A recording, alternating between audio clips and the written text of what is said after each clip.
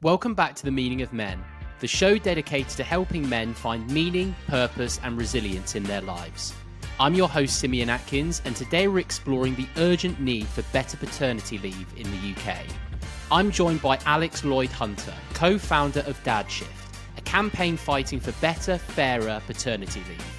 Alex highlights how outdated policies are holding back not just men, but entire families, fueling mental health issues, deeper gender equality, and leaving many fathers feeling like an optional extra. We unpack the emotional, social, and economic costs of the current system and why proper support in those first few weeks can transform lives. We also dive into what needs to change, what other countries are doing better, and how we can push for meaningful reform here in the UK. Let's get into it.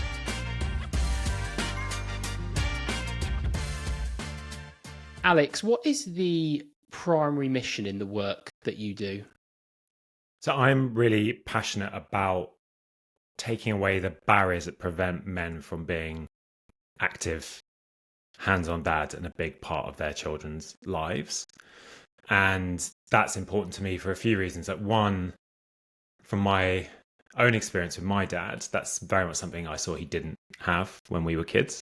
He obviously, men of his generation, there was no paternity leave at all. So my elder brother was born 9 o'clock Sunday night. My dad was back at work 9 a.m. the next day. And he worked long hours, stressful job, brought that stress home with him, and never really was involved in looking after us. We didn't see him several days a week. And when we did, he was kind of stressed and often his head was elsewhere.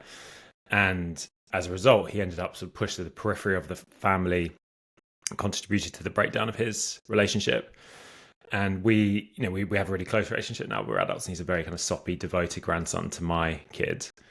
But it's given us a framework to start talking about his experience, and he sort of profoundly regrets that he wasn't more able to be there more and wasn't more involved.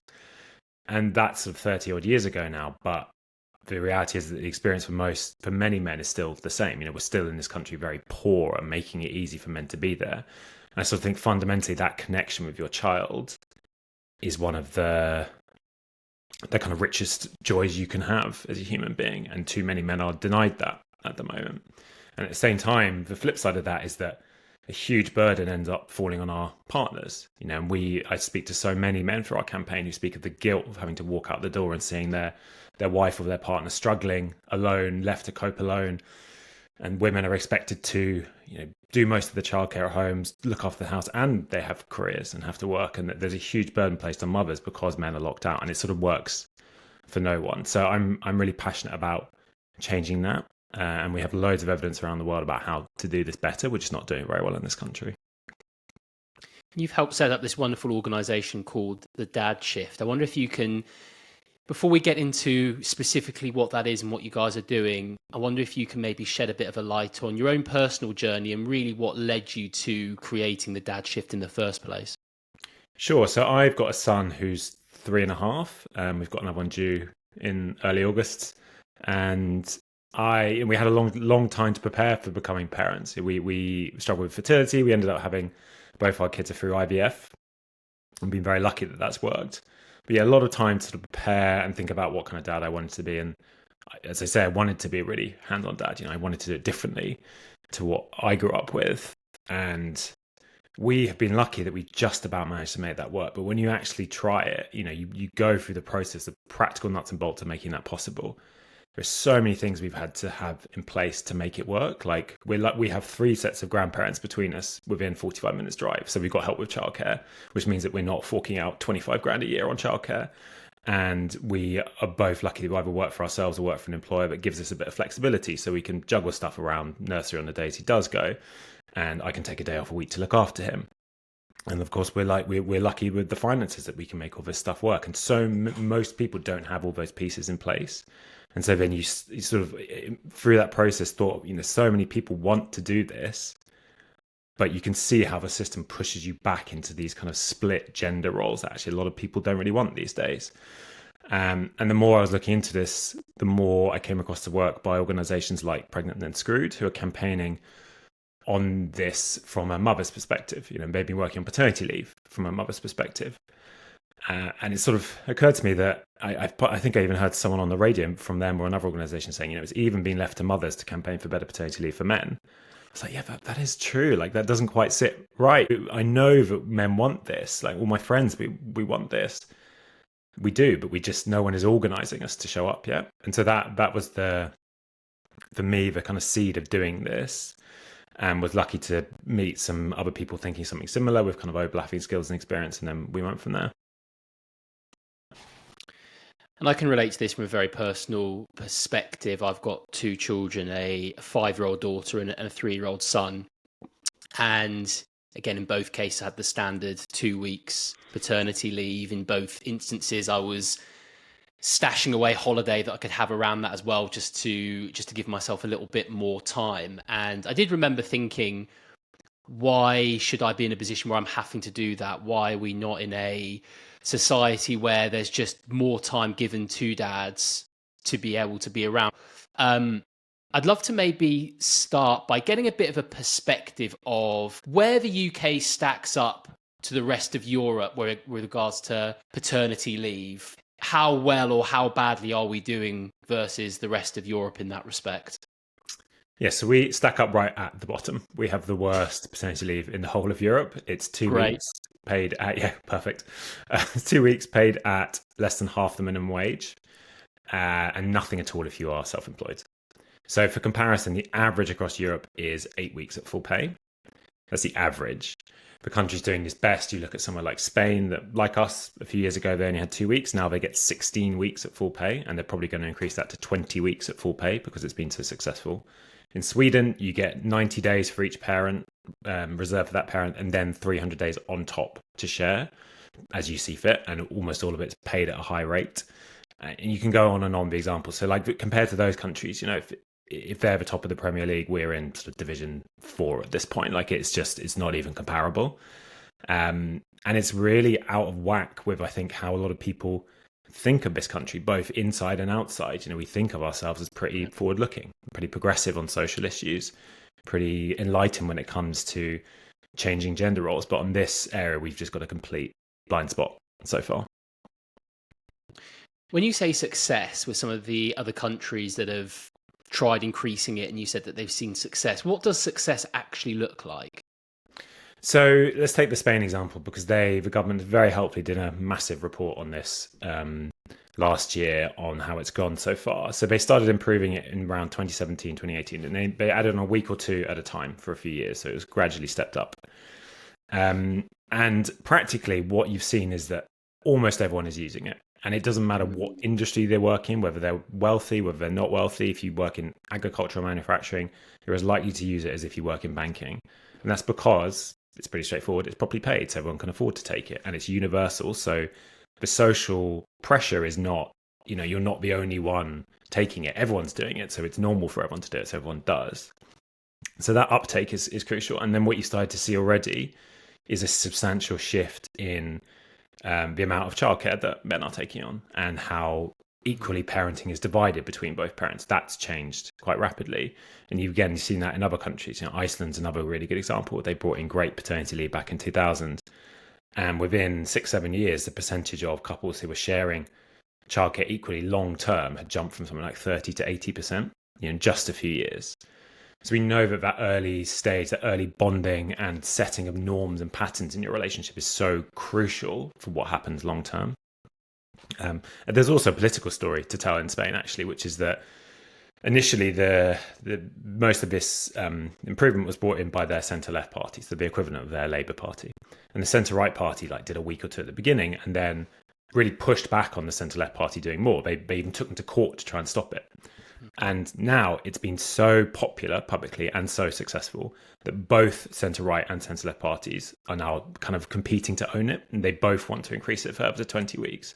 So it's one of these very rare, uniform success stories that everyone wants to own, that it's sort of unimaginable they would go back and they actually want to go further. And I think that is how it would play out, I'm pretty sure, if we did it here. And obviously a lot of this is, for many of these countries, is still relatively new. I think what would be interesting is seeing in the next 15, 20 years or so what that long tail impact is on children, having their fathers and male role models more present and more around, like how that helps with mental health issues, how that helps in their education, etc. I've been reading quite a few reports recently, like one called the Lost Boys report, which was talking about the impact of not having male role models in children's lives, and it would be interesting to see what impact this shift could have. I also like that even from the off, we've been talking about this not just from the perspective of the father and their children, but also from the perspective of the father and his partner as well, and what impact that has more holistically, not just for him directly as a father, but also him as a partner, husband, etc. as well. Absolutely. So, that is the reason organizations like Pregnant and Screwed were campaigning on this first, is no one feels more acutely the impact of the father or non-birthing parent not being able to be as present as they want to be as the other parent who has to take it all on.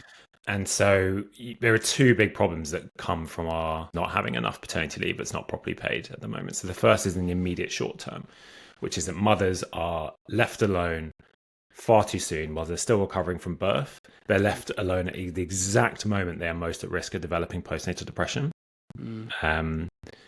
And so they have that short-term struggle. And I hear hundreds of stories, like really heartbreaking stories from mothers who, one who described the day that her husband went back to work was the worst day of her life. And it's just she lay on the sofa in agony for 12 hours because she had a C-section. She couldn't pick the child up and there was no one there to support her. So the child literally lay on top of her for 12 hours because she couldn't move. And I even, the C-section point of this is such an important one because it's now about 40% of births end in a C-section, planned or unplanned. And you're often told you can't do anything for 6 weeks. You can't drive, you can't lift a kettle, maybe you can't even lift your baby. And it's totally dysfunctional how it actually then marries up with the support that's available to you. So I was speaking to someone recently whose partner is an NHS physiotherapist, and he specializes in babies. And part of his job is to check every baby born through a C-section after 2 or 3 weeks, because there's a risk that their joints might not form properly because of the C-section. And that is the exact moment, of course, when most people's partners have just gone back to work.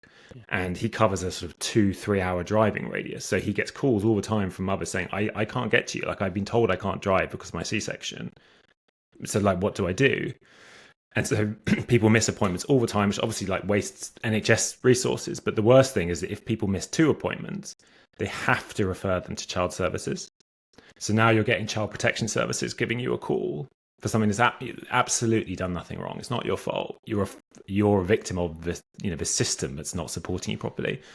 And of course, it doesn't go anywhere. But then child protection is wasting their time and money. So like, there's all this kind of cost and dysfunction in the system, as well as the kind of trauma, the mental health problems, the physical health problems for mothers, that when you offset against actually the cost of just improving paternity leave, it really starts to make it seem like a pretty good deal. So that's the short term for mothers. The long term then is because, as I say, those early weeks are so important for establishing bonding, for establishing long-term parenting patterns.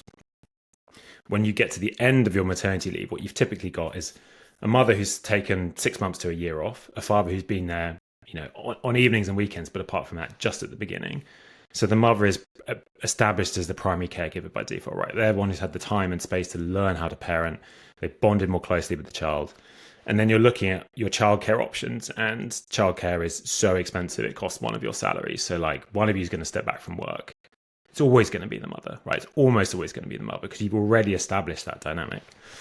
And so you see now that the gender pay gap is about 75% driven by parenting, essentially. And at the same time, employers see that disparity between men and women, so they're much more likely to dismiss mothers or expectant mothers. They may not promote them.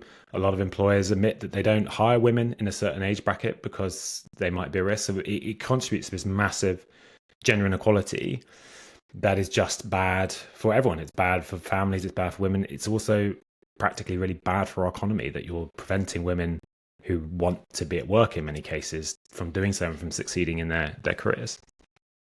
It's incredible the ripple effects that this has, really. And I guess it begs the question, with all the campaign, the conversations that you're doing, what is some of the major pushback and resistance that you're facing with regards to implementing change around this?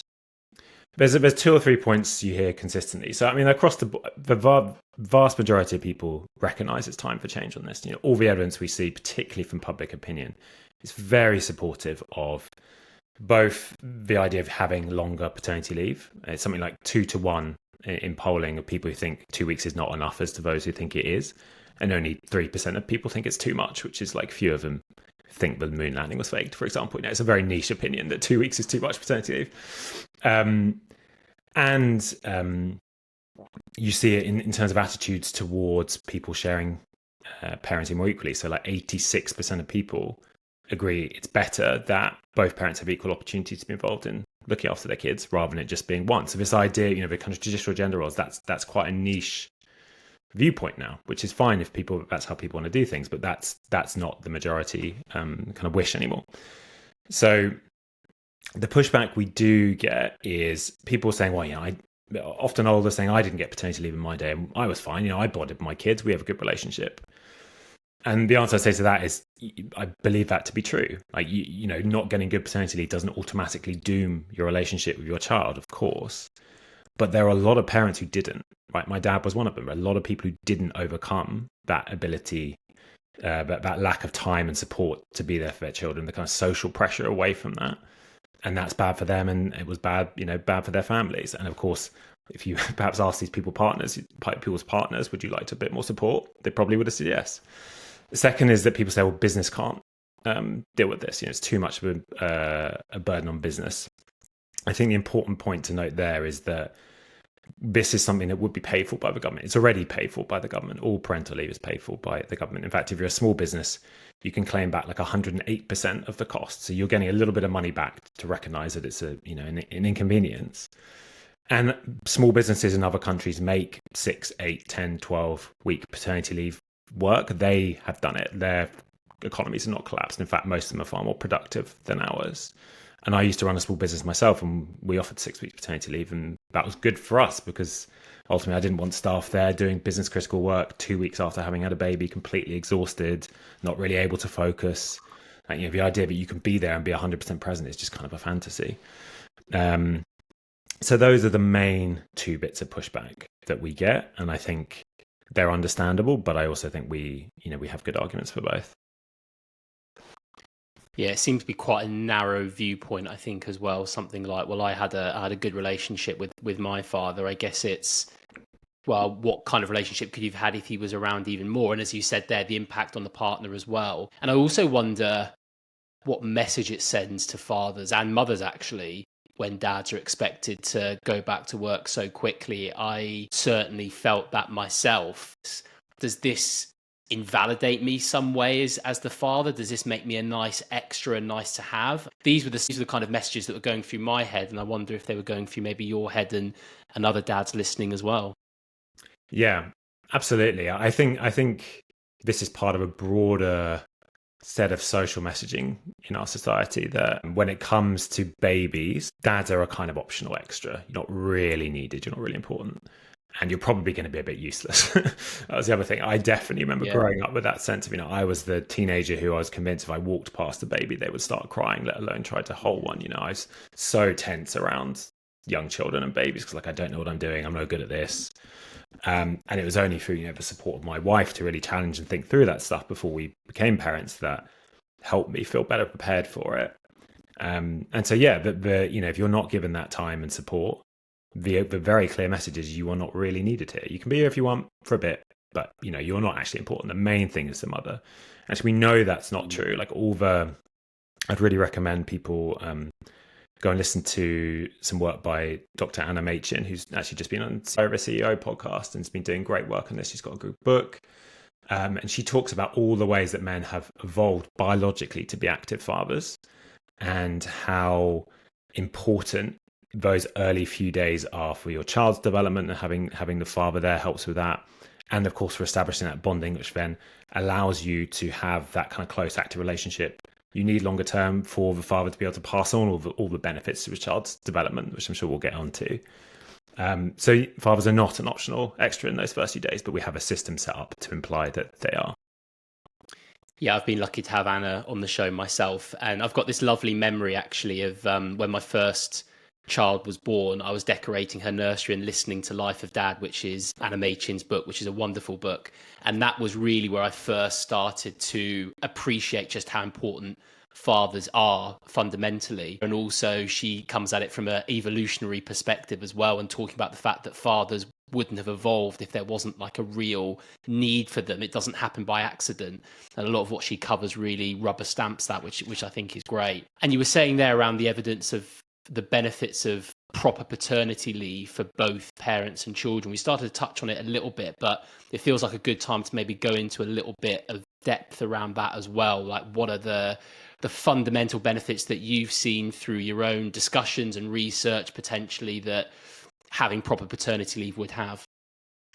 Yes. So again, divide it into these kind of short-term and long-term benefits. So in the short term, you're mainly looking at significant benefits to the health and well-being of both parents. So starting with mother's mental health, it's an obvious thing, but if a mother is left without that support that early, it's a huge burden. Right at the moment, they're most at risk of postnatal depression, and just having their partner there to support them, there's very clear evidence and studies that will lower the likelihood that the mother develops postnatal depression. In fact, I think PricewaterhouseCoopers, a big management consultancy, did a model around this and found that good paternity leave would save something like 500,000 cases of parental depression over the next 20 years and like save the NHS £1.5 billion, something like that. So, it's a very clear link between giving people the time to support their partner and their partner's mental health. The same applies for fathers. And I know we'll get onto this, but there's a huge mental health pressure that's placed on fathers when they have to go back so soon. And we've just done some work recently with Movember, the men's health charity, that shows how paternity leave could really help improve that. The longer term benefits then come from the stronger bonding you tend to get between fathers and their children. And this is where it really matters for kids. So there's a huge amount of evidence that children who have a more active father figure in their life, it doesn't just have to be their father, it's a father figure, but it's most often people's father, inevitably. So, you could be this doesn't mean that families with two mums are somehow missing something, but the evidence around father figures is really important. And what you'll see there is that kids who have that presence, they grow up to basically be happier. They'll do better at school. They'll be less likely to have behavior problems. There's even a study that's come out from Australia recently that really explicitly draws the link between a close father relationship and violence against women. So the stat is something like 1 in 3 Australian men admitted to using sexual violence at some point in their lives, which is a kind of frighteningly high percentage. But that's reduced by literally half if they have a close relationship with their dad.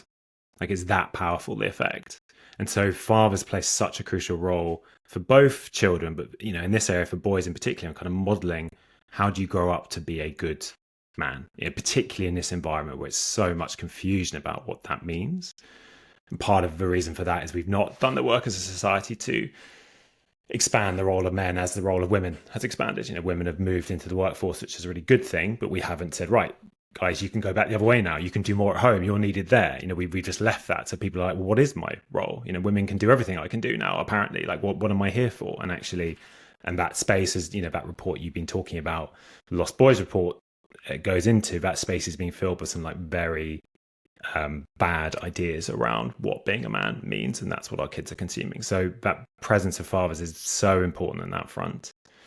And then finally, for dads themselves, there is loads of good evidence that if you have a good relationship with a kid, it's not just that thing I said of it can be the most fulfilling thing in your life for many people. It's just very good for you, basically. Like, you'll live longer, you're more likely to be healthier and happier longer, your relationship is less likely to break down. I even saw a study that said you're less likely to abuse drugs and you'll be more productive at work. It's this kind of all-round benefit to your life if you can be close to your kids. And so many men are locked out of that 2 weeks after their child is born because they didn't get that space to overcome some of the barriers that men face initially, often to bonding. And they never got it back. And they've sort of ended up in the periphery of the family in the way that my father did. And you lose out on those benefits. So that early time is really crucial for just setting all of those benefits on the right tracks. And so you can kind of cash in on them longer term. Yeah, it's true. And I think another point, actually, when I was speaking with Anna, that she made was the fact that women obviously have a head start to men because they've had a baby inside them for 9 months, and so all the hormones and the bonding, etc., is already started. Whereas dads are playing a bit of catch up, obviously, when the baby's born, and having to quickly find that bond. So again, having to go back to work within 2 weeks is going to be detrimental to that. I think you also brought up another really important point around the fact that fathers doesn't always necessarily mean biological fathers. It means good male role models within children's lives, and obviously the benefits of that to children as well. I think that's always important to highlight, because there could be very good reasons why there isn't a father involved in the child's life. But I think being able to expand that and having some kind of male role model, as you were saying there, whether it's an uncle or even a coach or a teacher, or whatever it might be, is going to be fundamentally important to children as well. And we touched on postnatal depression there, and 1 in 10 men will experience postnatal depression, which is something that I'm only recently learning about and having discussions around. And it's interesting because when I reflect back on my own period of my children being young, I don't think that I went through postnatal depression myself, but some of the conversations I've had with guys that have, I can definitely relate to a lot of things that they were saying. And one of the big things that stuck out for me that I didn't even really realize at the time was this idea of, if I'm struggling and finding things difficult, which obviously becoming a new parent is extremely difficult and extremely challenging, not wanting to vocalize that because I almost feel like I didn't have the right to, because my wife's just gone through this near miracle experience of giving birth, and obviously there's lots and lots of challenges that she's going through, so I almost self-diminished what I was going through. And I wonder, from discussions that you've had, what link you see between postnatal depression having to go back to work within 2 weeks. Yeah, a big link. So for Mental Health Awareness Week in May, we did some research with Movember, the mental health charity, do the moustache fundraiser, looking at, and we basically did some polling with a bunch of dads and found that 45% of dads said that in the first year they experienced multiple symptoms of postnatal depression or anxiety. So that, that stat of 1 in 10 experience postnatal depression, these are people, even if they're not over the kind of clinical threshold, they're on the edge, they're struggling. And every dad I said this stat to was like, oh yeah, of course. Like, of course it's like that. I mean, this isn't a surprise to anyone. Yeah. And in the same polling, 82% of those dads said the number one thing the government could do to help with that is better paternity leave, longer, better paid paternity leave. Yeah. And that is because what you get is, many people can't even afford the 2 weeks. Let's start with that. Right. It's so poorly paid. If you're on an average salary, it costs you $1,000 to take 2 weeks. That's on the average salary. So if you're earning less than that, you maybe cost you £700, £800, £900. Like, that's money that most people just don't have. And so, for example, someone commented on my one of our Instagram posts the other day saying, I've got a baby due soon, and I really hope it's born on a Friday so my partner gets the weekend off. Like that's what reality is for most people. So back on that Monday, for many people, or even if you get your 2 weeks, after 2 weeks, you go back into this pressure cooker where suddenly your costs have gone through the roof because your average pram costs twice what you got on your paternity leave, right? So there you go, like half your paternity leave has bought you a couple of wheels and a handle, basically. And then you've got nappies. If you're breastfeeding, you've got formula, you've got all the other kit. Like, parents spend 10 grand in the first year on children on average. So your costs have gone through the roof. You've just forked out for your paternity leave. Your partner's on maternity leave and their pay's about to drop through the floor. So you've got this, you're suddenly shouldering this huge financial pressure alone. You've got to somehow keep the family afloat financially. At the same time, you're back at work and your boss is treating you exactly the same. It's like, oh, Jim went for a 2 week holiday and now he's back. Yeah. So, well, actually, Jim's life has completely changed. He's not sleeping. He's exhausted. He's distracted, but there's no allowance given often. So your boss is kind of on you 100%. Let's go. And finally, you're desperate to be present. You want to be a good dad. You're feeling guilty about your partner. You want to be there. You feel like you should be the rock for the family. Like, to you say, if you're struggling, you can't show that because your partner's probably struggling. So you have to be there. And people struggle. I mean, there's one story that always sticks with me of a guy called Dan, whose partner developed quite serious postnatal depression during his 2 week paternity leave. to the point where he was just doing everything for both of them. He said, I was getting an hour of sleep a night by the end. And he said to his boss, can I just take like an extra week or two's holiday at the end? And the boss was like, no, really sorry, we need you back. Can't cover you. So he went back to work and just kind of struggled on, and this, wasn't doing any actual work. Like he said, it just couldn't handle it, couldn't do anything, just struggling on with this. And a GP, after a while, they went for an appointment for his partner, and the GP said, look, how are you doing? And he said, I can't even ask myself that question. There's no space to ask myself, how am I doing? But I bet you, if I come back here in 6 months, I'll be depressed. And that is exactly what happened. Like, as soon as he could let go, the kind of burden that had been placed on him just kind of burst through. He then had his own depression. He left that job. It's a situation that just works for no one, because he just needed a bit more time to support them and get them through. And he couldn't get it.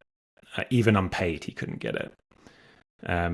So yeah, it's you couldn't design a system better, basically, to push mental health problems onto both new parents. It's dreadfully designed, and we just need a bit longer and a decent amount of pay so everyone can afford to take it. And they don't have to worry about money on top of all the other kind of pressure and stress that comes from having a new baby. That story actually reminded me of an analogy that I use a fair bit, actually. When you're on an aeroplane and they talk about if there's an emergency and the gas masks come down, make sure that you put yours on before looking after other people, because obviously if you're struggling, then you're not going to be able to help other people. And I think that's very true for a discussion like this as well.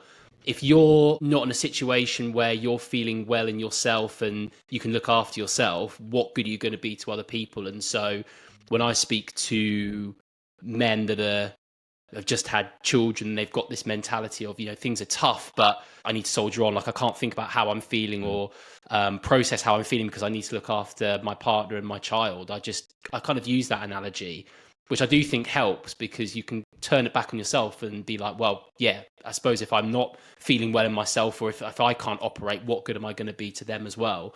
You were talking also about this idea of being present. And I think, just to make things even a little bit more complicated, there's, for me, a fundamental difference between being with my children, being present, so I can physically be there. But if I've just been wrecked at work, if I'm exhausted, if I've got so many other things on my mind, yes, I can be physically there, but I'm not present. And I almost feel like you're not getting any of the benefits if you're not actually present with your children, giving them the attention, really being there on a level with them, as opposed to just being like physically there, but not really kind of like emotionally there. Yeah, absolutely. I heard a therapist recently, I did an event where described this as a difference between presence and attending, she called it, like actually being able to pay attention. Yeah. And I struggle with this. I'm sure so many of us do. And I think it's not just dads. I think mums struggle with this. All parents. Being a parent is really hard, and in this country is really poorly supported. But yeah, that sort of, that pressure you feel because you want to be, that's what's best for your child. And there is a lot of pressure placed on modern parents to be attending, mentally present. And it's very difficult to do often with all the other stuff that's going on. And then particularly if you're not, early on, you're not given that time and space. And I think what can be so destructive about that early space is that, again, going back to my dad, he had all these pressures in his life. Like, work was a huge pressure on him. And so I sort of look back now, I think he had to choose something to drop. And what he dropped was being an active dad, because the other thing wasn't really a choice for him. And I could see so easily how if you're struggling, you're not given that space early on to push through the barriers of, I'm really struggling to be like mentally present, or I'm struggling to like throw myself into this, that dynamic gets set so early on and is very, very hard to shift longer term. Actually, but our co-founder, George, talks about this in his own experience. Part of the reasons he's so passionate about this is he got really good paternity leave. He's lucky he got for about 4 months from his company, full pay. And he says early on, he was rubbish at all things babies. He was rubbish at nappies and getting the baby to sleep and all these things. And he said he started to feel himself slip into that, oh, she just wants her mum, right? She doesn't want me. I'm no good at this. But because they had time, and, as he said, because his wife was like, no, you're absolutely not, not just like giving up. They pushed through it. And now he's a great dad and really hands-on, very natural. Like, everything's easy. But if you'd not had that time, if he was gone after 2 weeks, that's probably how it would have stayed. And that, I think, is what happens in so many families. What do you think fundamentally workplaces can do better to help support men with paternity leave? I mean, so there's the obvious basic answer, which is longer and better paid paternity leave. Like, you can't really get over that as the foundational starting point. Now, I mean, to be clear, the reason we're campaigning for better statutory paternity leave is we don't think it is realistic to expect every single business to be able to offer the kind of paternity leave that we need. And what you see is that big businesses now more and more are doing this themselves. They offer months of full paid paternity leave because they know it's good for them, right? They know it's good for their retention, recruitment, but also back to that point of like, they've seen it's good for their productivity to not have people back completely wiped out after 2 weeks, and it's good for their long-term health, and like they'll stick around and not go off sick. But small businesses often can't afford that, and so we need better statutory leave to level the playing field. But I think one challenge you do see in businesses that do offer good paternity leave, in some sectors people feel very reluctant to take it because they're worried about the impact on their career. So there's a few things that businesses can be doing better there. One is senior people talking about it. If they have an opportunity to take it and like take it loudly and proudly. And also don't make it something that the employee has to extract out of you, right? Like, train your managers so that when they say, I'm going to have a baby, they're like, awesome. Okay, I'm assuming you're taking the full paternity leave. Let's plan how we do that. And that's where you start from, not like, can I take like 3 weeks maybe? Yeah. And they're like, okay, let me go and check. You can really set a tone that way. But there is work that's needed to be done in that area. But we think the biggest thing to do is change the structural statutory barriers.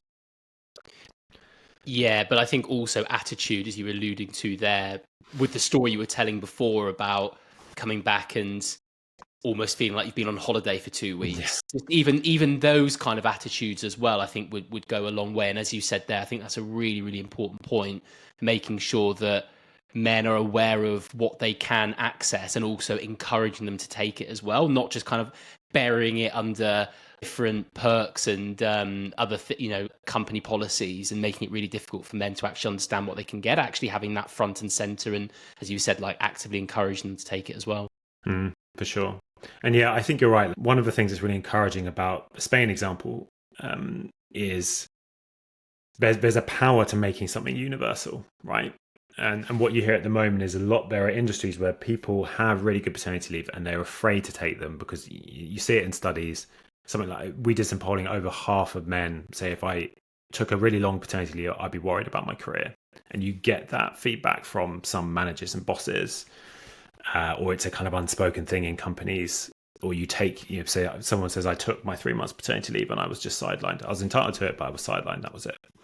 And you are always putting your head above the parapet in some industries if you're the only one. But if everyone, like not just in your company, not even just in your industry, but in the whole country has this and is doing it, that shifts culture as well, right? Like, it shifts the structural barrier, but it also shifts the culture.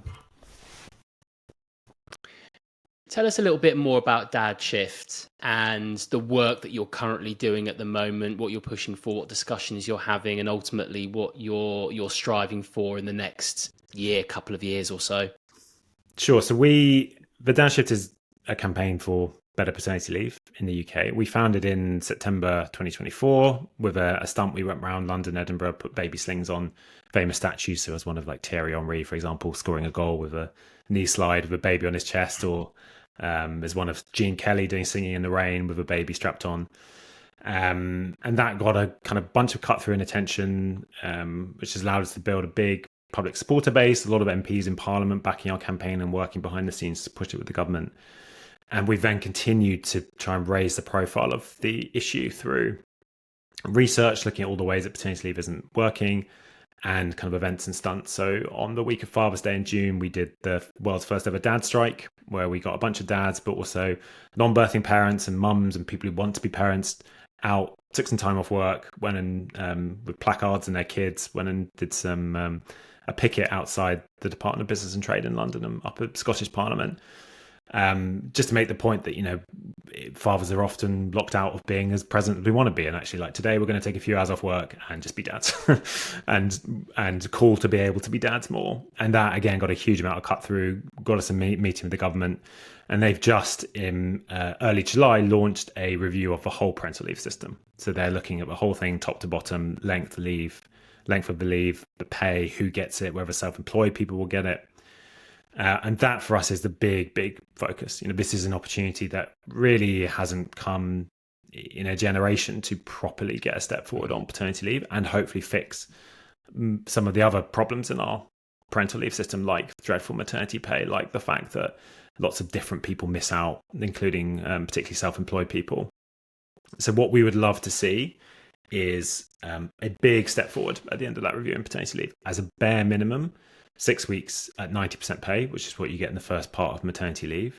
But that really should be a bare minimum. That's a step forward, but it's not the end destination. Longer term, what we would love is for paternity leave to be substantial, so a good amount of time, affordable, so it's properly paid so everyone can take it, and equal. That's the ideal endpoint, like Sweden, so that couples can choose to do it however works for them, not have it dictated by gender.